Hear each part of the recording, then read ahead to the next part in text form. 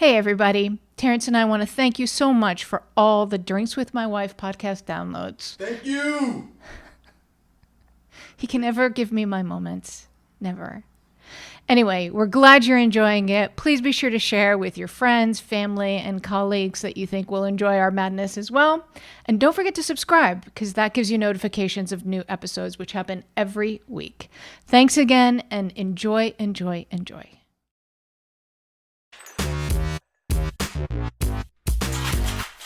Hello everyone. Hello, Uana. Hello, Terrence. Once again, we don't have video, and rather than make up a really interesting lie, I'm just gonna say we don't have video. So It's okay. Yeah, we'll put a link on YouTube. You can watch it. Maybe we'll post some family photos. Let's not do that. Okay. Let's not I do bridged that. too far. Too far. All right. Let's not do. But you never lie. That's a good quality that you have. You never lie. Well, I'm not sure if it's a good quality. Sometimes I wish you would just shut the fuck up. Just be willing to lie to me. You're like, how's No, this? not to me. To Yeah, others. Oh, to others. I'm the worst. I'm the You worst. are the I'm the worst. Small lies are the worst. You are the worst. That tears apart the fabric of society. I hate that shit. Man, sometimes you be given so much information. I'm just like, stop already. I am a firm believer that less is more. I know. I never want. No pun intended. Nice. I never want to feel as though I'm being deceitful, because I feel like it's not any great moral thing. It's actually more of a power thing. But here's the thing. But if you don't say a lot, there's no opportunity to be deceitful. I do, but sometimes they're gonna ask follow-up questions. But first of all, let's just be clear. I'm not confessing all of my sins to people, but I because I also have the ability to just tell people it's none of their business, which is also not a lie. Yeah. Like being straightforward. Like, don't worry about that. Yeah, except, okay, and I agree with you. I think you're a very straightforward person, but... You think this sweet. But has there ever been a time where maybe you held your tongue? That if you think about it now, you go, man, I wish I had said this to them. Because you are, the one thing I will say about you, and this is insight for anyone who doesn't truly know Terrence, is you truly do not give a shit. Oh yeah, that's true. You truly do not give a shit what anybody thinks. You don't care. For good or for bad. For good or for bad. Yeah. Oh, I wasn't acting like this was a positive thing, nor do I believe it to be a negative thing. It is who you are. Yeah. And the thing is that because of that, you welcome anyone challenging you on something. So please. If you don't give a shit about something and you express that, Mm-hmm. you are also okay with someone looking at you and kind of being like, well, that's fucked up. Yep. And expressing why they believe that to be true. Doesn't bother me in the least. But there has to have been a point in your life where perhaps you held your tongue. And if you think about that now, that moment in time, right. What do you wish you had said to them? Yeah, I got one. Let's hear it. It's going to be good. I don't know. I'm not going to have to be. I had a woman once call me, and I was in a darker place in my life. This is pre-you. And I had a woman call me and leave the most vile, she left a vile, wretched voicemail. Wow. And at first I didn't think much of it. And the reason, so basically she was just telling me why I wasn't shit. And she knew I wasn't shit. Fuck, my ex-wife must know I ain't shit. Like she went in. It was one of those, it was a voicemail. Was this someone who wanted to date you that you didn't want to, and you didn't want to date her? Well, yeah, that would be simplifying it. But yeah, she was just fucking nuts. Well, let's just keep it simple. But it was also me being very straightforward. Like, dude, don't call me anymore. Like seriously, So she left you this. Oh, sorry. That's okay. Go ahead. So it was like, please stop calling. No, not please stop calling. You know I don't do please and thank you. Fuck that. Don't call me no more. Right. I do get ghetto. My English breaks whenever I get serious. Don't call me no more. Okay, we're good. Just don't. Like, how dare you click? And then this ring, and it incredibly personal and they were making shit up. And so I could have called back. At first I didn't even listen to it. And so I could have called back once I listened to the entire thing. But I didn't. And then I felt like she was insulting.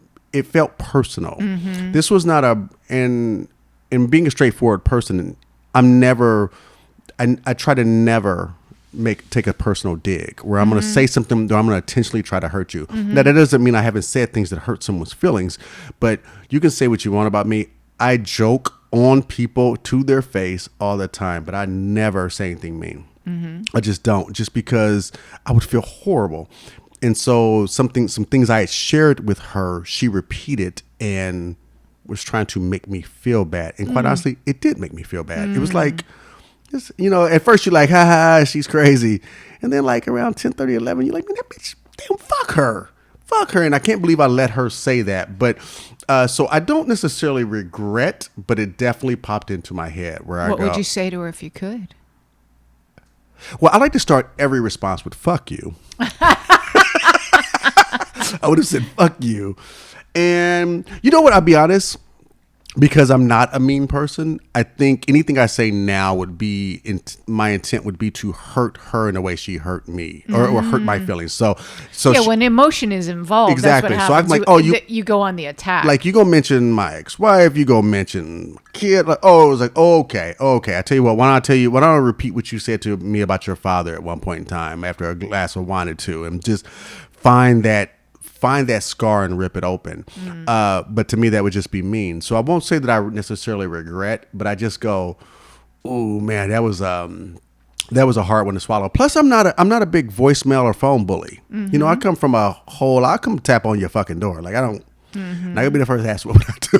Like I don't mind coming tapping on your door. Like if you got something to say it. Like don't be a voicemail bully. Don't leave or a text bully. Like no, if you got something to say it to someone's face. Yeah. Not for fear of getting punched or anything like that, or it become a physical confrontation. But at least allow me to face my accuser. If you're gonna say those hurtful things, you should have to look at me when you say them. Mm-hmm. And I think it's just gotten more anonymous. Right. Yeah. So that fucking drives me nuts.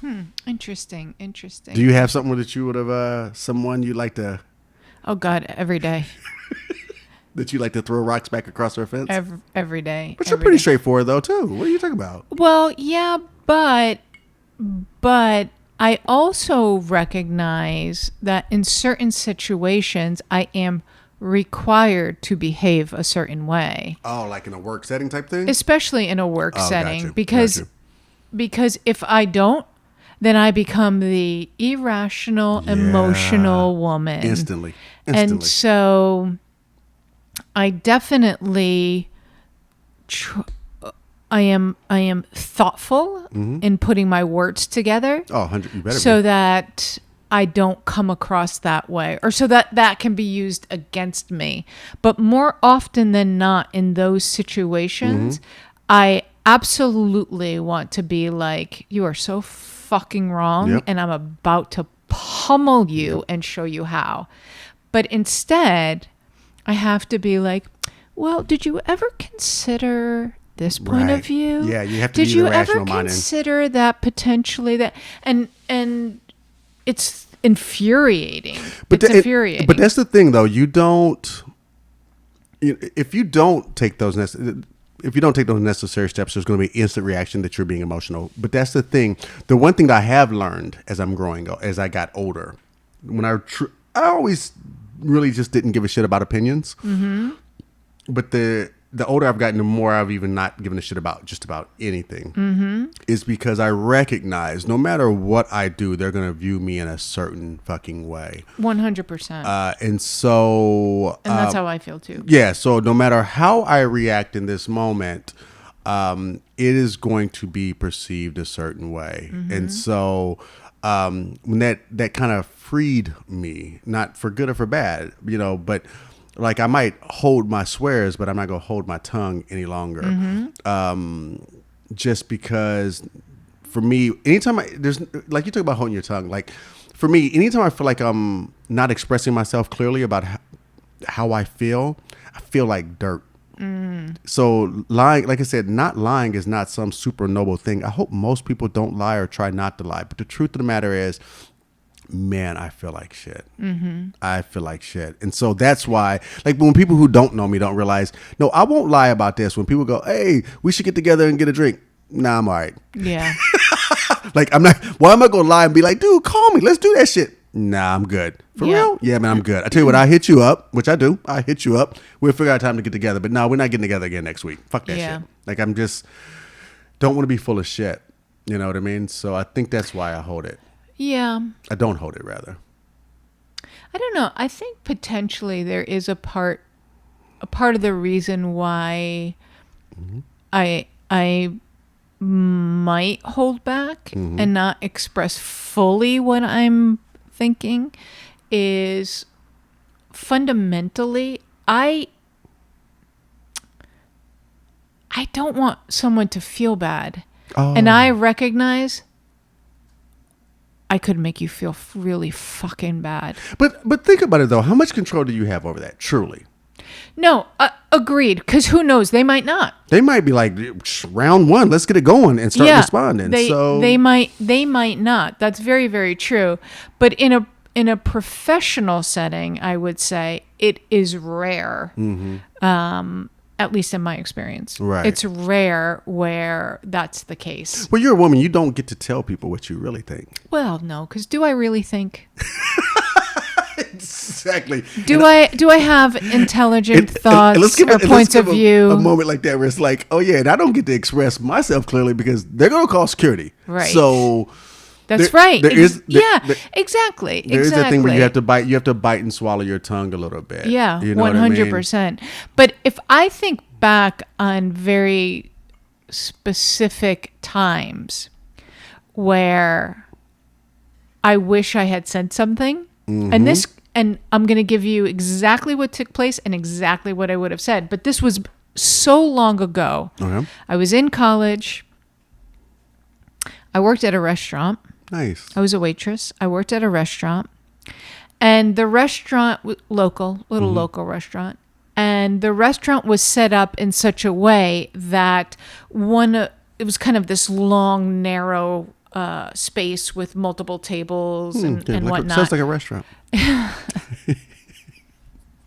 Asshole. See, I don't feel this way any longer about holding back. About holding back. Not with me ever.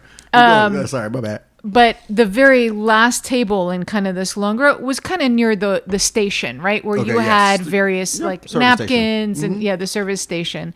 And there was a cabinet below. And I remember bending down to go into the cabinet to grab something.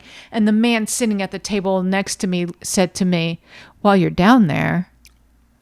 Oh my God. And I remember. How old were you? I was 19 years old. And he was a fucking grown ass 50-year-old man without a doubt with a family, because he had at times brought his family in, but he was not with his family at this time. He was with a buddy, and so I'm sure he was showing off. And I remember ignoring it. And if I had to do that over again, I would do it so completely different. Like if he said, hey, while you're down there, like I literally would give some smart ass comment, right? I would come back at him and get him out now. And now he would be required to leave. Yeah. But that was also back in the day when those types of things were permitted. Yeah, it was boys being boys. It was exactly. But that's one very specific time that I can remember. If I could go back in time, oh my God, I would. Yeah, let's hear it. I got one that I had probably is deep down in the recesses of my mind. As you know, when I was in high school, I was a power lifter. And so state champion still to this day. Not still to this day, but I was not still the state champion. This was 20-something years ago. Don't you still hold the record though? I do. Okay. All right. So, but all that being said, so the lightweights went up early in the teens, and even though I lifted in the teens and the men, only because I was pretty good, I'll never forget. I went out with the teens that morning, And this was my first time qualifying for state championships. So we're going up. There's like about 6 or 8 of us, and there's a couple guys that are from this. I'm going to describe it for those people who grew up with me. This fucking Catholic high school in Evansville. It was out in the middle. How many of the were sticks. there? There were 2. Okay. So you got a 50-50 shot for you Evansville folks. It was not our closest rival. Oh, there you go. Now you know 100% So which these guys. score it is. So these guys. So anyway, we're going up. And we qualified, and we were going up for the state, and then the adults and the heavier guys are going to come up. So as we're driving, and Dick, the coach, he's trying to figure out, like, literally, we're getting there, we're going to eat, we need to get rested, we got to weigh in the morning. So I'm kneeling behind the guys in the van, and one of the guys, we're yelling out stuff to. The guys are yelling out stuff they want to get. I'm the only black dude in the lightweights and teens, only dude. And as we're going, one of the guys he said, "What do you think about getting chicken, Terrence?" And I just sat there. I turned and I gave it a moment. And he was, bigger than me. Turned around. I go, "What?" I said, "What?" He goes, "Nothing, man." They're and a couple of guys, they're joking and they're like, "Oh, because they're trying to play it off like, oh God, he actually said something." Had I said something now, I would react differently. But it did take me a moment of pause. Mm-hmm. But I never forget. So the next day, I won the state championship for fucking 123 pounds guy. Yeah, I weighed as much as a pair of shoes with fucking buckles. So the guy who made that comment, that motherfucker got like... I think I weighed that in 4th grade. So did I, by the way. But he ended up leaving. And then the other 2 guys who were on this wrestling team, that's how everyone who is ever from my hometown would know what school this is. Don't you know, he tried to be cool. And he was like, "Hey, man, I'm sorry about that shit." Like, they were just joking. And I was like, "No, we're cool." He's like, no. He said, "I didn't know if you're offended." I was like, "No, we're cool." Because it's what I just said. Like, that was it. In retrospect, that I kind of wish what I wish I would have said is what I have said in subsequent situations like that since. This is the difference between you and the average brother. You talking shit because you in numbers. Because it's 5 of y'all from the same fucking school. And it's just me. Right. And even though I weigh 123 pounds, if my boys was here, you wouldn't say shit. Right. You wouldn't say shit. Right. But you deal in numbers. Whereas a brother would talk shit to 5 white dudes. Yeah. Like, actually, you know what I mean? It's just like that's fuck you. That's interesting that you say that, because if I think back on my example, again, this was kind of at the end of the restaurant, and there's not a lot of people around, and he's with his boy, and he says that to be cool or whatever. And I wonder if it was a night where it was very, very crowded, because the tables were very close together. Right.